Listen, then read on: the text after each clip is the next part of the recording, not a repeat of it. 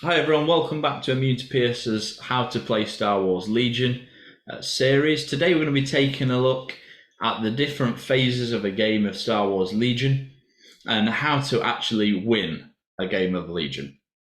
So let's get straight into it. We're going to have a look at the list that we built last time. So hopefully now you can see that fine.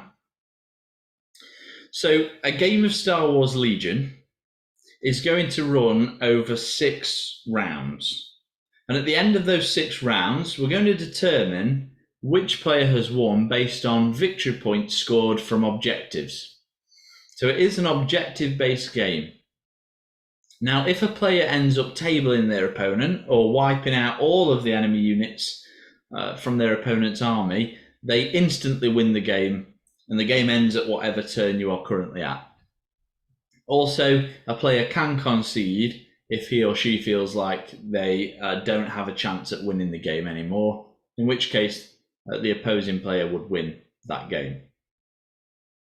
So how do we determine how we score objective points?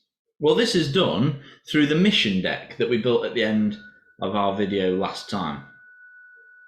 In the mission deck, as we said before, we have 4 objective cards, 4 deployment cards, and 4 condition cards.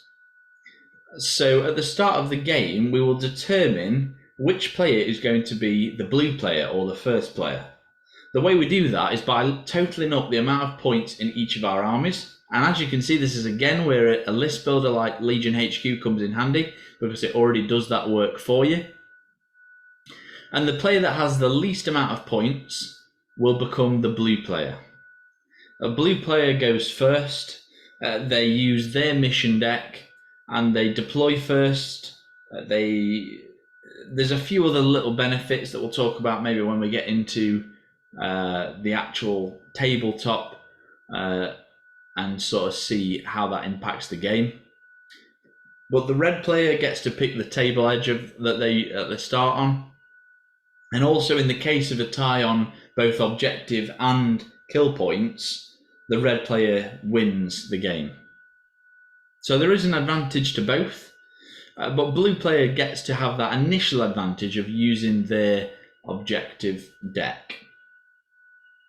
So once the blue player has been determined, then we're going to shuffle up each of the 3 categories of mission deck cards, and we're going to lay them out face up in rows. So we might have a row of each of the 4 objective cards. Underneath that, we might have our 4 deployment cards, and then finally our 4 condition cards. So in this phase, which is often referred to as turn 0, players will take it in turn, starting with the blue player, to ban cards from that list. The way we do that is we take the left-hand side cards, the cards in that row of 12 cards, and we get rid of 1 card from the left of that layout.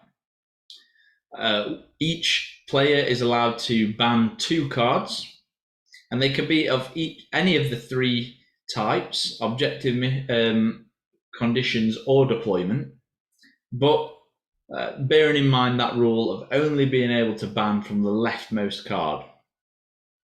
So when you have finally done 2 bans each, so it will go blue player bans a card or chooses not to, red player bans a card or chooses not to, and so on and so forth until you've both done 2, you will end up with 1 mission, 1 deployment, and 1 condition, which will be whatever cards remain in the left-handmost slot of those specific layouts.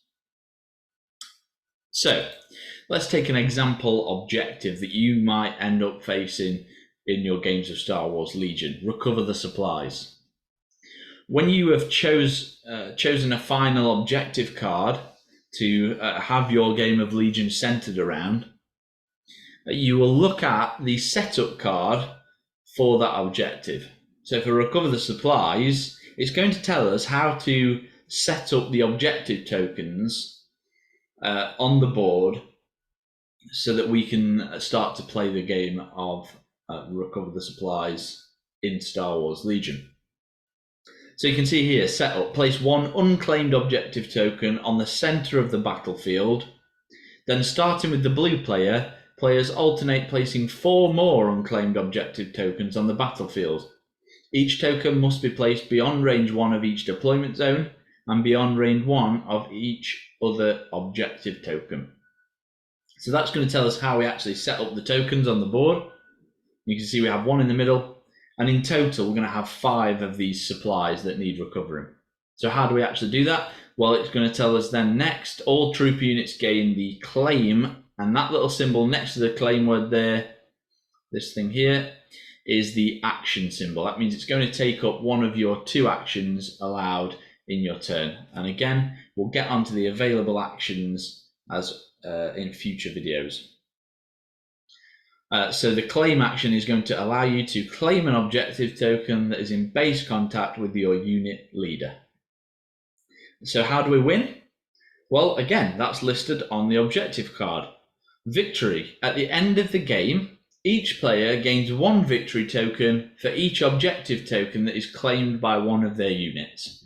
So there's up to 5 objective points on the board. Well, there will be 5 objective points on the board, but 5 points are available. But you might have 2 points, your opponent might have 3, or vice versa. Or maybe you only have 1 point each. Maybe you're playing a very defensive game and it ends up coming down to kill points. Whatever happens at the end of the game, that is how you're going to score this objective. You'll gain 1 victory point for each objective that your side has claimed. Okay, so what about the deployments then? Well, again, let's take a look at the Long March. This is a pretty standard deployment, pretty straightforward, not much to it.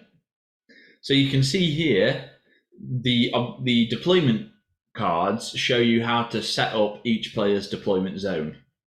So the space in between the red and blue zone is considered no man's land. The red zone is where the red player will set up their army, and the blue zone is where the blue player will set up their army. The little numbers tell you how many range bands to measure out for that deployment zone. So Long March is pretty straightforward. It is a range 3 deployment zone on the far ends of the board. This specific zone is going to be really good for gun lines and units that want a little bit more time before they start engaging. And then the final card that will come up in your games of Star Wars Legion will be the condition cards. Now, the standard one is clear conditions that has no effect on the game, but there are more interesting ones such as fortified positions, and that'll tell you how to set up for a game of fortified positions. And that will basically, for this one, starting with the blue player, players will alternate placing barricades on the battlefield until 8 barricades have been placed. When a player places a barricade, it must be placed inside the deployment zone or within range 1 to 2 of their deployment zone. Each barricade must be placed horizontally. So you can see there, when it says within range 1 to 2, that does mean that them barricades have to be placed fully within. And that is the difference there between something that says within and something that says at. If it's at range 1 to 2, the barricade could be placed touching that range 2 band. All right, so that is basically how to read your objective, condition and deployment cards. And once you have those down, you're going to try and work out what the best strategy for you as a player is against your opponent to be able to score more victory points that will eventually win you that game of Star Wars Legion. So let's have a look at some ways that we might determine what objectives might be best for our list.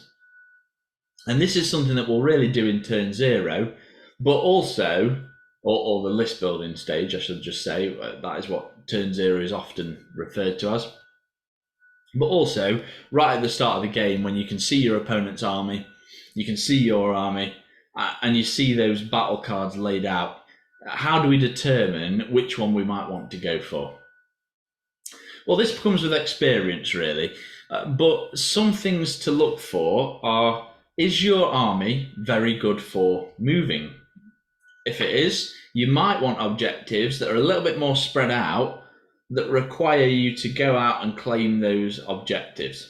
The reason for this is not only because it might be good for your army, but if your opponent has an army that would rather just stay in one place and shoot for the whole game, which there are definitely a lot of armies that would like to do that, you have a significant advantage over your opponent because you can afford to take actions moving to claim objectives, whereas your opponent may not be able to. In this particular list, we have Cassian, Jyn Erso, and Rebel Pathfinders that all have the infiltrate keyword, which allows them to deploy anywhere on the battlefield beyond range 3 of all enemy units. So that's really powerful for a mission like Recover the Supplies that needs us to go out and claim objectives. Now, you cannot infiltrate onto an objective token to start your turn, but you can infiltrate near that objective and then pick that up. And that's an important rule to note that has changed since the beginning of the game. Infiltrate can no longer be used to deploy on an objective. So the other way that we might be able to get onto objectives very early is through the Scout keyword. So you can see our Rebel Commandos have the Scout 2 ability. After you deploy, you may perform a Speed 2 move, and the speed of the move is determined by the scouting value. So Scout 2 is Speed 2, Scout 1 is Speed 1, Scout 3 is Speed 3. Pretty straightforward. So you can see our Commando Strike Team here is going to be able to start a little bit further up the board if needed. And I've also given the Fleet Troopers the Recon Intel upgrade that gives them Scout 1. So they also will get a little bit of extra movement at the start of the game. So what about if your list would rather just sit there and shoot your opponent? Well, there's a few objectives in the game that are designed specifically for that playstyle. The main one, if we get rid of this right here, is Key Positions, which calls us to mark 3 pieces of terrain on the board, one being the center piece of terrain, and then each player gets to pick 1 piece of terrain outside their deployment. And at the end of the game, you'll score 1 point for each piece of terrain that you have the most of your unit leaders in base contact with. So that allows you to set up on those key positions or touching those key positions and then spend the rest of the game just attacking. It's really powerful for what we call a gunline army, or basically an army that wants to just sit there and shoot. So that is really the basics of how you select these missions and what to look out for. So let's say we're in a game. I have laid out this mission deck. My opponent has a gunline army, and I have this list, which is quite maneuverable. It's able to deploy outside of its zones and able to do a lot of nice tricks, which is a theme that you'll see with a lot of Rebel lists. What objectives in this specific deck will I be looking for? Well, in that case, I'm going to be looking for objectives like Recover the Supplies or Payload, which allow me to force my opponent into movement that they would rather not do. So this is really one of the most tactical aspects of the game, is this deciding which objective, which deployment, and which condition to face your opponent with, because it can force your opponent into some really tough decisions. So hopefully that's been quite helpful for you to sort of see how we set up the mission deck, whose mission deck we use, and how to pick out which missions you'd like to do for your list. So hopefully then, guys, that has been really helpful for you to sort of see how we can start constructing our armies and sort of determining what missions we might be looking for, as well as how do we actually win that game of Star Wars Legion.